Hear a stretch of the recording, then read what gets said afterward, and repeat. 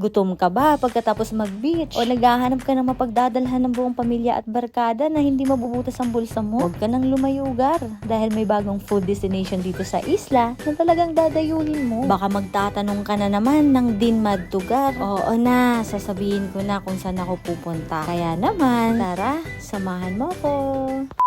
Hi Gar! For today's video, tara samahan mo ko at pupunta tayo ng Orient Festival Buffet. Matatagpuan mo lang ito dito sa 3rd floor ng Boracay Food Alley. At ang pinakamatindi, for only 399 pesos per head, pwedeng-pwede mo ng pagsaluhan ang nag-uumapaw at ingranding festival ng paborito mong lutong Asyano. Tingnan mo naman ang mga nakahain dito. Mula sa mga authentic stir fries, malasang noodles, siksik na dim sum, hanggang sa mga katakam-takam na ulam na talagang mapaparami ang kanin mo. Walang titipirin, walang bawal. Basta kaya ng tiyan mo, subuan mo lang ng subuan. Ang sarap talaga ng timpla, sakto sa panlasa ng bawat Pinoy at turista. Hindi lang basta kainan Gar, feel na feel mo rin ang festival vibe sa ganda at linis ng lugar. Bagay na bagay mag-celebrate ng birthday, reunion, anniversary, or kung ano pang mga sari-sari.